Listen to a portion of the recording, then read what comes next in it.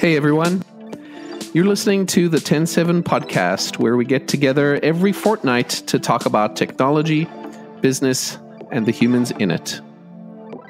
I'm your host, Ivan Stegic. In this episode of the podcast, I'm hoping to explore the fascination some of us have with Star Trek. This little show debuted in 1966 as a science fiction series on NBC. Many subsequent seasons of the show, including an animated series, numerous movies, theme parks, exhibits, and of course, conventions followed. It's perhaps an understatement to say that it's a global phenomenon spanning 5 decades. And still, it continues to exist and evolve. Joining me today are 2 fans who also happen to be my colleagues at TEN7, Tess Flynn and Les Lim. Welcome to the podcast, Tess and Les. Hello. Hello. It's nice to be talking to you guys today. So I wanted to start with each of you, or at least with each of your earliest memories of Star Trek. What's the first thing you can remember about Star Trek? Star Trek is how I learned to program the VCR. I was 6. You were 6? Wow. That actually might be my impetus for learning to program the VCR too. I think I probably, I was too young for TNG for taping those, but I probably taped every DS9 episode as it was going and while I was watching it at the same time. Hold up. TNG and DS9. Oh, that's right. So TNG is how we colloquially refer to the series known as Star Trek: The Next Generation. DS9 is how we would refer to Deep Space Nine, which is a series that came sort of probably after The Next Generation on television. So what's the earliest memory of the first episode you can recall? I don't know if there's like a first memory of an episode that I recall. Like what I recall is when I was a kid, the Star Trek was already pretty well established, and it was played in syndication every weekday at 7:00. So like I didn't really understand like any of the arcs or anything. I would just like watch from episode to episode, and I would watch it pretty much every day at 7:00. I got inundated with Star Trek at the time. It was still during the original run, so they must have been earlier episodes in the first like two or 3 seasons. What year was that? Probably it was in so I would watch in the apartment space that we ran above my parents' store. I was there until 1990. So this would have been when I was about 7 years old or so. 6 or 7 years old, 1988, 1989. And you said those were the ones that were in syndication, so it was some of the earlier seasons? That must have been earlier. Yeah. So The Next Generation started in 1987.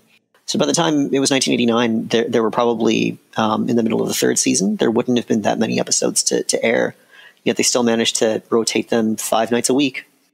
And you, Tess, does that sound about the same time and the same sort of episodes?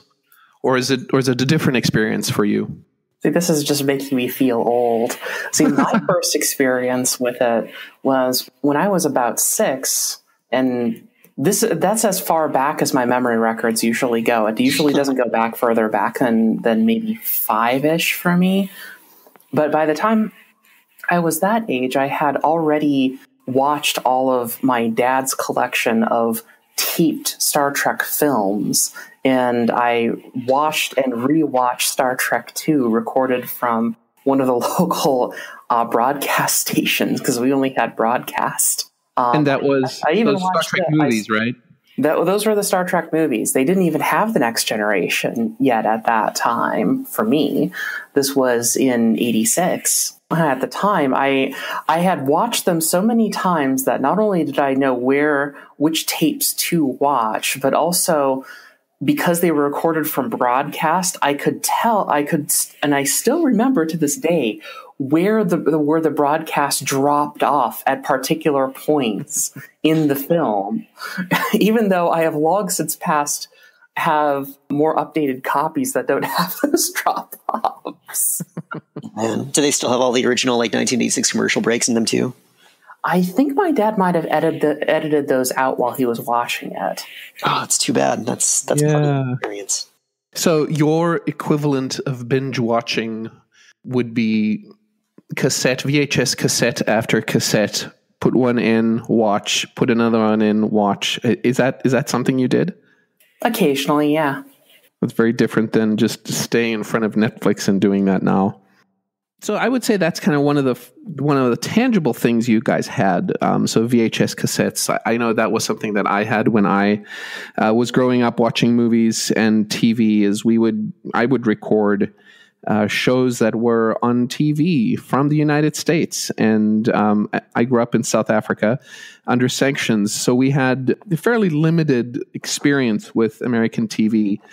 The only way I knew to socialize with other people, it never really occurred to me that I could actually talk about these things that I was watching on TV, because it kind of was an isolating experience for me, just watching TV at home and then not talking about it at school. I don't know why it didn't occur to me. Did you guys have a similar experience, or did you find that you were talking about Star Trek with your friends at school or with your family? Yeah, actually, probably not very much at school. I think that I had a couple friends who maybe enjoyed Star Trek, maybe not to the degree that I did. I was very much sort of passively plunk me down in front of the TV, and then I would just sit there enraptured for an hour. And I don't think I realized exactly what I was absorbing at the time. But yeah, that was something that was pretty personal to me. I don't think the rest of my family necessarily were as into it as I was. I think they all were aware of it. They would all watch too, but I don't think it had quite the same effect for most other people in my life. Les, do you think that you initially started watching Star Trek because it was just on at the same time and you weren't doing anything at 7:00 every night, or was there some other reason that you kept coming back to that show? I mean, it was. I don't recall exactly, but I'm pretty sure there was an immediate kinship, right? I mean, for me at the time, it was it was in space, which was cool. Every so often there would be a space battle with laser pew pew effects, which was also cool. There's a character that's a robot, basically an android, and that was fascinating. I think at some point, I felt like it was just mine, and so I would want to consume as much of it as possible. How about you, Tess? What got you hooked?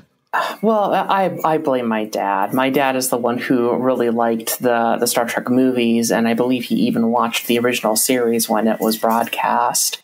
But I didn't tend to talk about it outside of the house all that much because I didn't have really any friends for most of my schooling, and I also knew that if I tried, being anything other than a quiet, lonely cipher, that people would make fun of me. So I just kind of went into the quiet, lonely cipher thing instead. When you did watch those shows, were you watching with your dad? Did you ever do that as a joint activity? When Star Trek The Next Generation was broadcast, that became kind of a family thing. Everyone would sit down and we would all watch the show together. Even when the rest of my family didn't seem all that interested in it, my dad and I still often watched it. Do you think there was a defining moment when you realized you were a fan, Tess? See, the thing is, for me, it's really weird because I just don't recall a me before Star Trek. Yeah, kind of same. Really? Yeah. So it's always been part of your DNA. Yeah, it always, I can't, this was always one of the formative stories, just like some people grew up with Jesus. To me, I can't remember when Star Trek wasn't on the television. Wow. So I think my defining moment is certainly not in Star Trek, but it does, when you talk about it that way, it's interesting to me that both you, Les, and Tess have this passion for Star Trek, and yet you kind of grew up in different states, in different cities, and approximately the same time, and yet there's this kinship about it.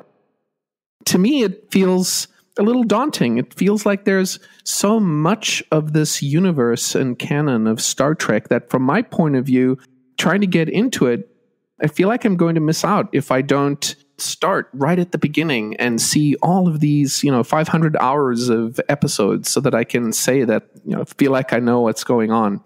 Well, do you think this is a valid criticism?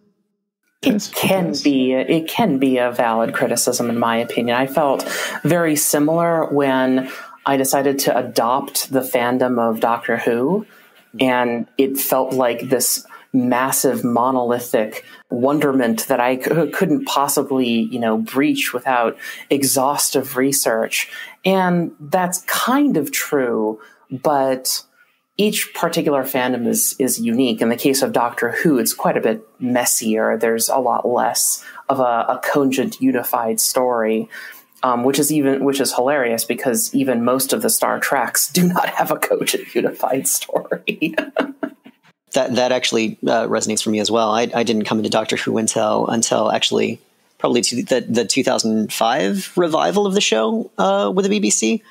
I was only just sort of like tangentially aware of Doctor Who's existence, but I think it's sort of similar insofar as like I don't know anybody who was like a Doctor Who lifer from the beginning, because I just don't know many people who were around when the first season of Doctor Who was aired in the 60s. And my recollection of being a Star Trek fan doesn't involve anything like coming in from the beginning of my memory, sure. But I mean, I was watching whatever random episodes would come on syndication on the television at 7:00. I don't think there was anything that I lost by not watching them in order. Watching something like Star Trek in the 80s is very much like watching a short story unfold. Every episode is meant to be self-contained. Every episode is meant to be something that you could casually just pick up and watch that episode and then drop off. There wasn't the rise of serialized plot lines back then as there is now. So there might be depths that you lose or that you don't quite get, like in-jokes in the universe that become richer as you learn more about the universe. But those are not essential to understanding what it is about Star Trek that's so compelling. What is compelling that needs to be understood about Star Trek? So for me, it was, I think a huge part of it was that there are all these smart people. That's just who they are. It's not anything that's not remarkable. That's not the thing that is remarkable about them. They aren't treated differently for that reason. They're smart, competent people who like each other, who team up together to solve a problem together. That's sort of powerful as a kid, I think, to have that as a message. Growing up in a public school system in the 80s and not necessarily having people to talk to, I think that's a really easy sort of fantasy to slip into, of just people who are competent and aren't judged for their competency. They just are. It sounds like you're describing the meritocracy that seems to exist in the future world a few centuries from now that Star Trek depicts. What's compelling for you, Tess? It's changed. Like very much when I was small, I was totally into the space is cool and laser battles and things like that. And Data is a robot. That's awesome. As I've gotten older, though, I've kind of started seeing it as a source of continual inspiration for the STEM field. A few days ago, I ran across a blog post from the Smithsonian about the Star Trek communicator badge that the astronaut Sally Ride had. She donated that to a museum. And I had no idea about this until I actually read this blog post, which was how for her it was Star Trek Voyager, but how this show inspired her to become an astronaut, to do things, to go into the STEM field and do science and nifty things. For me, the biggest influence was, like, say, Scotty, because Scotty from the original series was the engineer. And he was the guy who managed to fix things and help people. And not only was that he didn't have massive muscles, he wasn't, a powerful individual. He was a guy with a bad accent. He still was able to help people through his skill and his determination. That inspired me to go, yes, I want to do that too. Yeah, I feel a lot the same way. I think I didn't realize necessarily at the time that how much of an influence it was being on me, but no one on Star Trek is out for personal gain. No one is motivated by career advancement. The motivation for everyone in Star Trek is to help people, is to explore, is to gain knowledge, is to figure out the answers to their problems together. The fact that there's no money in Star Trek at all for a very long period of time is something that I didn't realize I had become such a elemental part of my existence. Like I didn't think about going to college or getting a job or doing anything for the purpose of having a salary. I always sort of deep down felt like eventually I'm going to operate in some sort of equivalent of a starship where I'm part of a team that is out to do good, that is out to explore and to better ourselves. The future in Star Trek seems like a liberal and progressive utopia, and I'm fascinated by the fact that there's no money in it. You know, when I was doing the research for this last week, I discovered that there's no money in Star Trek. And when I think back to the not so many episodes that I've watched, I realize that, oh yeah, they never really transact with anything. Well, what's the story behind that? How did Star Trek evolve not having money? Or is that how Gene Roddenberry just set it up? That's always been, I think, that was one of Gene Roddenberry's original concepts for the series, is that absent the need to acquire resources, that humanity would be free to become explorers, to better themselves, that there would be a shift in the economic paradigm toward self-knowledge rather than toward material gain.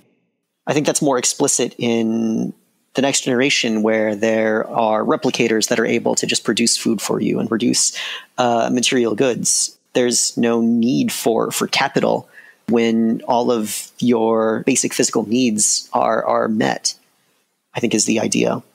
The concept of concisely, I mean, there's still property in Star Trek, and like it's not really clear how the society evolved this way.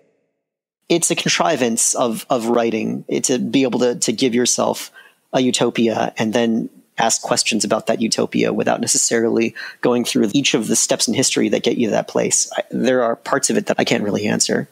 Post-scarcity society is sort of a premise of the show. What do you think we can do now to kind of get to that utopia sooner? That's a difficult question. I don't think I'm qualified to answer that. Maybe Tess is. No. No, I'm not. Short of inventing a replicator, there's no way to follow the Star Trek canon timeline of it. Yeah, I mean, even in the Star Trek canon, the way they get there is through a very, very dark keyhole. How do you figure? Because canonically, if I remember the canon correctly, in the 90s there was a general war called the Eugenics War due to a lot of genetic manipulation that left a good portion of the population devastated. Then there was World War III, which was even worse. And in the complete disorientation and destruction that followed, you had this one guy named Zephyrin Cochrane who, for reasons of wanting to have money to sell the technology, invented warp drive and inadvertently attracted the attention of aliens. And so after that, people went, wait, there's a bigger universe out there. Then vagary happened, and then you had a utopia afterwards. Yeah, there's a little bit of storytelling hand-waving that went about to that step. And somewhere at that point, there was no need for money anymore because you could just replicate everything you needed. Yeah, that gets a little complicated as the show goes on. You know, there are other societies that have something that are like money. Several of the episodes refer to things like credits that aren't really fleshed out. It's not really talked about how this whole intergalactic economy works. There is definitely plenty of room within Star Trek to talk about economic inequality and haves versus have-nots. They're usually explored on a level of other societies that the crew meet that are not part of the Federation, but there are stories about some of the consequences of economic inequality within the Federation as well. Is it assumption that all of the races and aliens in Star Trek are at approximately the same point in time as far as evolution is concerned? Because they all seem to have about the same kind of technology, right? They can all fly really fast. they can, they have laser beams for guns, and some races are more interested in war than others, and so like they've all evolved and have about the same technology. Is that right? I could delve into canon about this if you'd like. I'd love to know. It's not very overtly stated, but if you follow a lot of the earlier in the timeline shows, you'll notice that there is actually a level of less technical ability from human species at the very beginning. And we didn't have, very fast ships compared to, say, the Vulcans, which had faster ships. We didn't have shielding technology like the Andorians did, and so on and so forth. But by the time you get to the original series of Star Trek, and by the time you definitely get to Star Trek The Next Generation, a lot of these differences have been ironed out because they take place within the Federation, which, because it's an alliance of multiple different alien species, we shared technology. And as a result, there's a lot more of a combination of technological elements, which makes it seem like they're particularly powerful.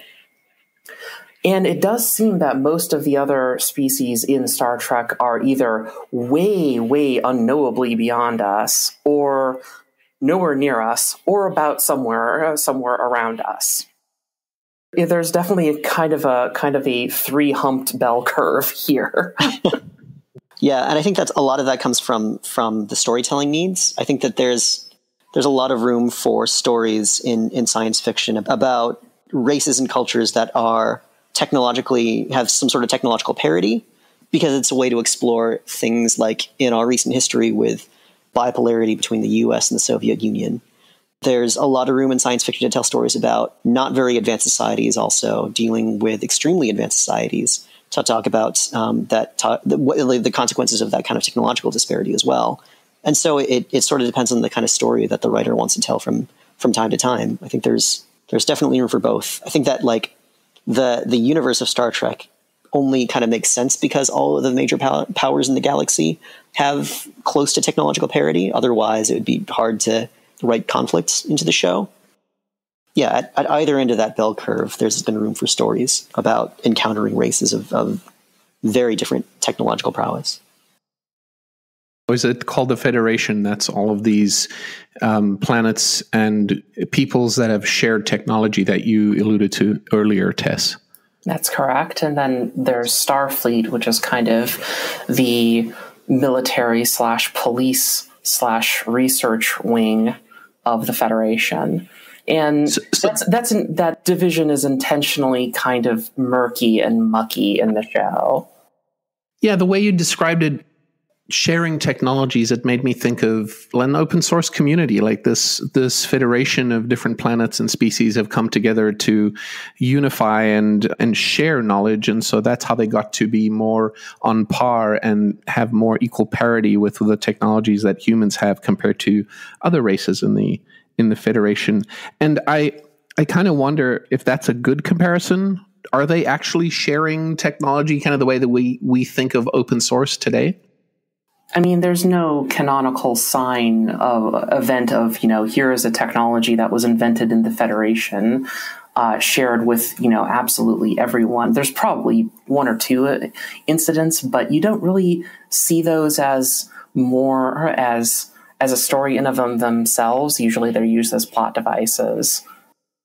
So let me switch gears a little here and ask you both, if you had to pick a character in the whole entire Star Trek canon that was most aligned with maybe who you are today, who would it be? I don't necessarily think I identify with any particular one character. I never thought of it as playing favorites that way, I guess. Most of my favorite episodes of Star Trek are the standalone episodes are Next Generation episodes that feature Picard. He gets the meatiest stories written for him.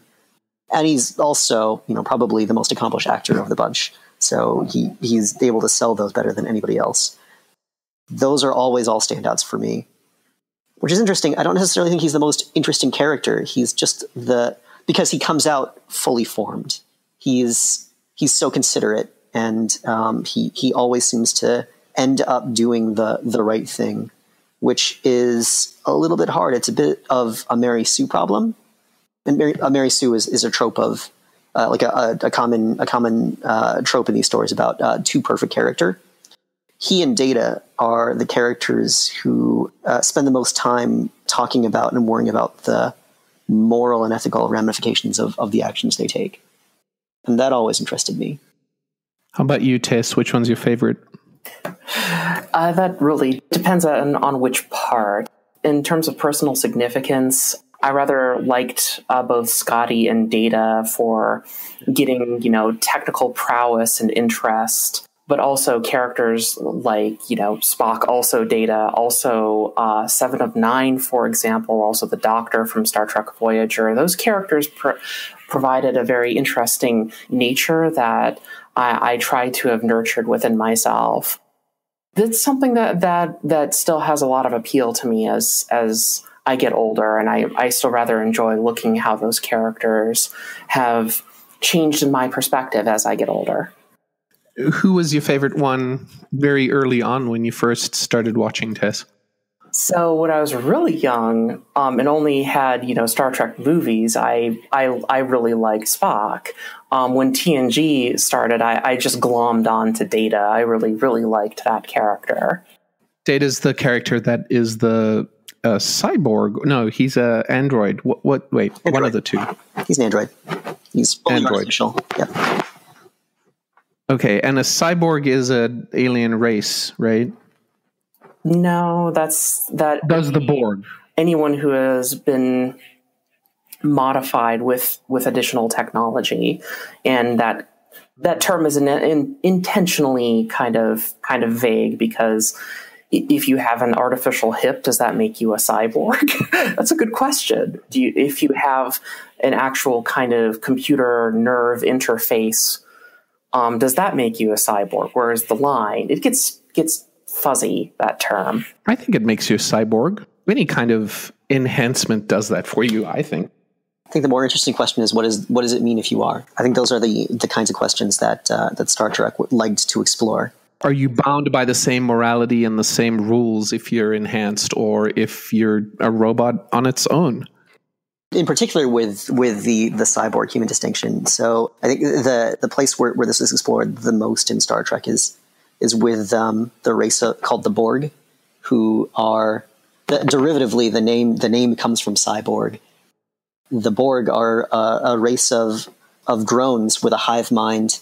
They communicate with each other and are controlled by the hive mind through their cybernetic implants, and they appear to have lost all vestiges of individuality. They are explored as the ultimate in slowing off individual desires in favor of collective advancement and collective goals. But also they're manifestly evil. In the pursuit of their collective goals, the individual drones no longer have any sense of self. They murder and assimilate cultures that are not of themselves in order to bring them into their perfect collective, in order to eliminate conflict, eliminate all of the problems that come with diversity by reducing it to one single hive mind. That always was an interesting sort of moral conundrum. This is collectivism taken to an extreme. Is that a parallel to anything that we had in reality at the time of the writing and at the time that the Borg were introduced? I think that the Borg represent any sort of ideological monolith that prevents you from considering the individual experiences of others. You can interpret that to be about nationalism, to be about xenophobia. You can interpret that in a number of different ways depending on how you're going for it. But those are the ways that really resonated for me. What do you think of the Borg, Tess? A lot of what I keep thinking of is very much paralleled with what Les just said. They're an interesting combination of reprehensible and also attractive in a number of different ways. How attractive? You get this explored a lot more in Voyager, interestingly enough, where you have the attraction of perfection. And that attraction is something that is probably part and parcel of why I work with computers all the time, because I rather like that sense of organized perfection. But at the same time, it's taken to this wholly blunt and terrifying level with the Borg that it affects mind and body and society in ways that it really should never do so. And that it's that combination that I rather find both compelling and frightening at the same time. It occurs to me to some extent that the Borg are what happens when you design a perfectly agile process. We are the Jira. All of your Scrum will belong to us. Great. Yeah, we've eliminated all inefficiencies by eliminating the possibility that other individual minds could screw up the process. We've achieved perfect parity in process. We are perfectly agile. Yeah, that sounds a little scary, Les. Yeah, at the same time, I would love to be able to have a perfect process, a perfect software development process, to be able to just say that we are all on the same page and we don't need to discuss it any further. We can eliminate extraneous meetings to be able to just move forward with a common goal. That's really, really powerful. It really is. It would be. Maybe Jira can add a plugin that helps us with that. So I know that there are many hundreds of hours of Star Trek, right? And there's episodes of series that have spanned from the 60s. There's movies. There's lots of video. Les, do you have a favorite episode? A favorite episode? I probably or a movie. I mean, yeah. if you like a movie more than an episode of a series, plenty. There are tons of standouts for me. As far as movies go, like the VHS tape that we had that I watched over and over, because I only had one VHS tape, was Star Trek IV: The Voyage Home, which is I think colloquially that would be known as the one with the whales. I watched that one probably over and over again. That's the tops of my list of Star Trek stories with the original cast. Is that the one where Shatner and Leonard Nimoy go back to Earth and they have to try to use a bus and they can't figure out how to do it because they have no concept of money?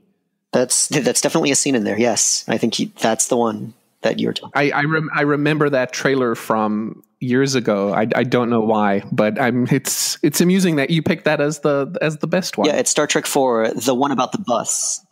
Whales, right? Yeah, it's really about the whales. The buses. Not really that important.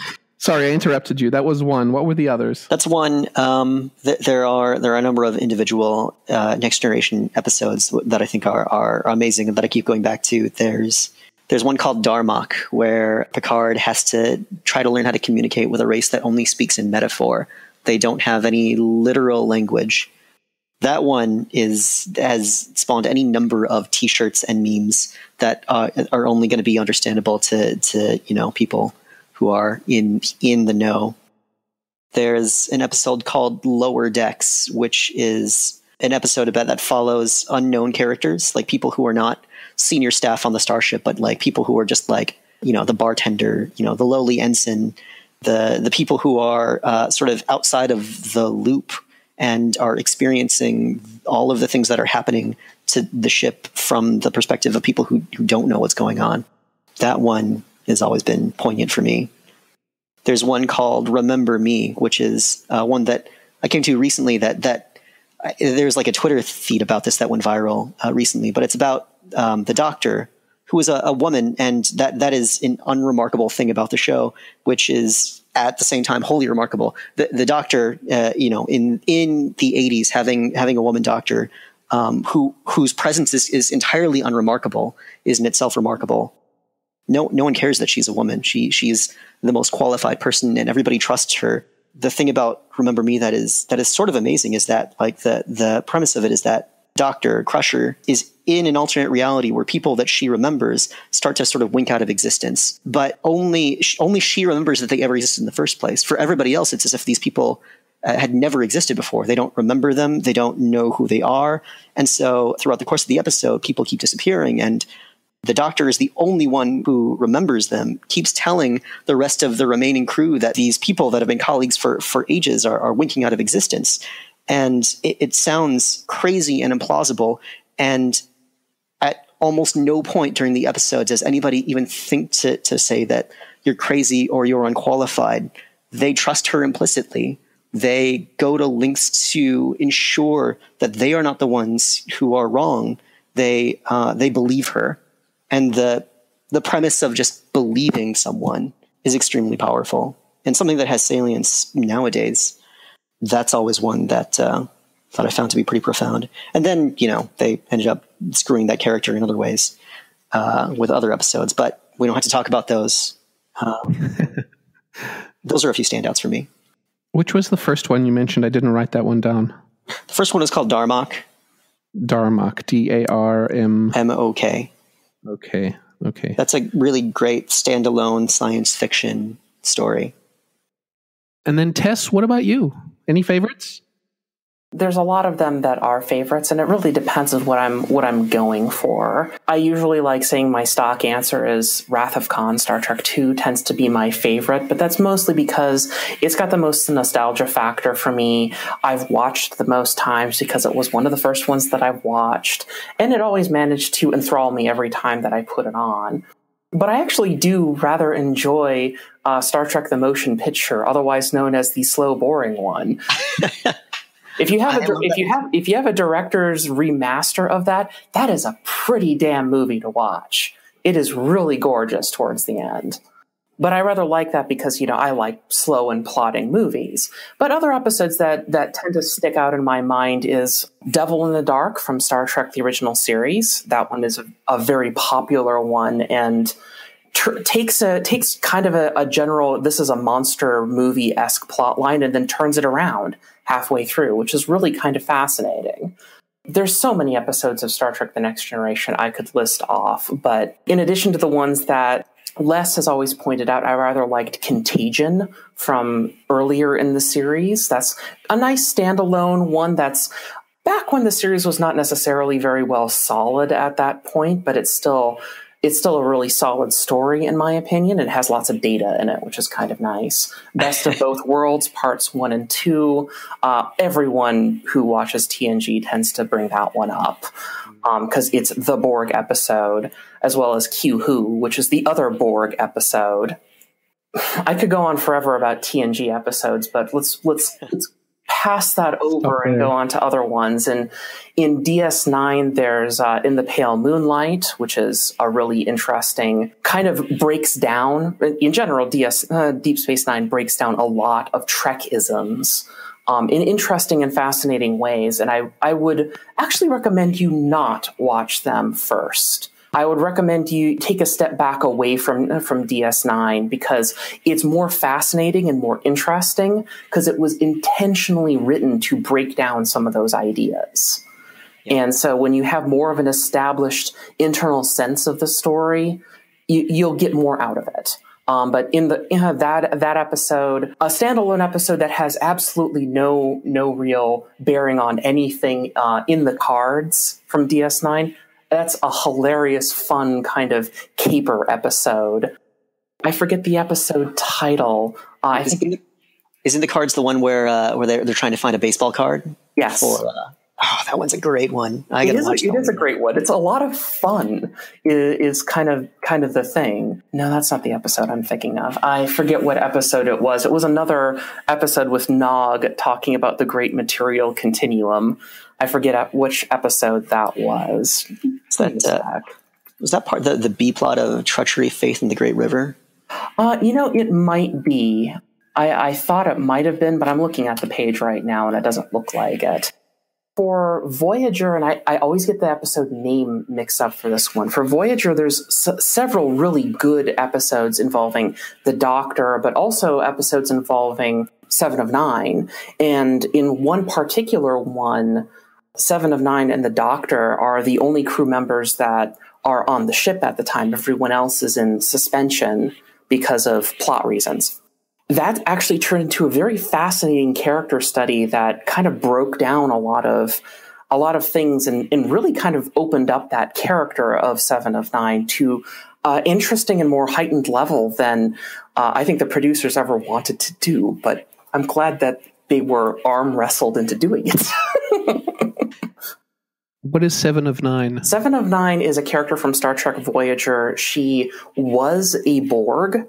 and she was rescued from the collective and spends most of the latter half of Voyager kind of finding her humanity and individuality. Another episode that's really good for that character is The Raven. That's a fascinating episode, which kind of brings to mind a lot of interesting other bits of character. And I'm sure there's tons more. I don't have any for... okay, so Enterprise. That's the last one I'm going to talk about. Honestly, with Enterprise, there's no real reason to watch it. By the time you get past all of TNG and everything and then finally watch DS9, you might want to watch Enterprise because it does have its moments. But the episode that keeps coming to my mind with that series is In a Mirror Darkly Parts 1 and 2, purely because they take such a silly idea from Star Trek of the evil alternate universe, and they just go whole diving into the entire thing, completely redoing the intro sequence to make it seem like you are literally watching an episode of this show in universe. And the actors just have it up, and it's just a delight to watch for how utterly cheesy it is. What was the name of that episode again? In a Mirror Darkly, Parts 1 and 2. Arguably one of the best episodes of Enterprise ever made. All right. I think that's awesome.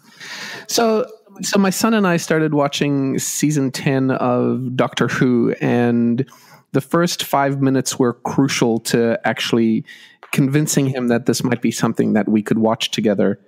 Which 5 minutes do I show to him of Star Trek to have the same effect? That kind of thing is inherently adversarial, and I actually don't really like that approach, mostly because that puts the onus of proving that the thing you like is worth watching to another person who's going to be judging it harshly. And the problem is that even between Les and I, we get different things out of the series. Yeah. We get different things, and we're interested in different things. And so I like turning that conversation around, and I usually like asking, well, this thing has been in the larger cultural zeitgeist. You've probably heard of some of it. What do you want to know about? The wonderful thing is most of Star Trek, you can clip out those episodes and just watch them and explore that topic more fully.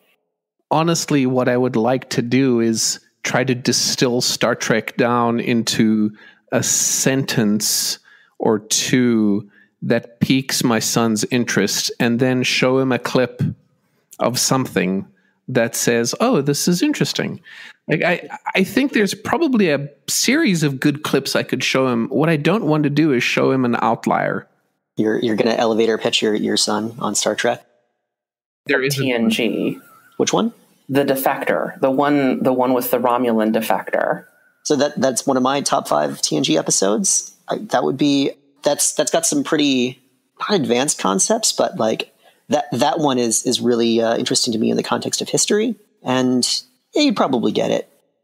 The other reason why I point that one out is that it hits the notes very early on in the episode. It has a nice action stinker that starts up right away after the intro sequence. There's a wait, what? And then it keeps going after that. And it's a fascinating bit of mystery. I guess the next one I would probably pick after that would be a little bit more thoughtful would be The Drumhead from TNG.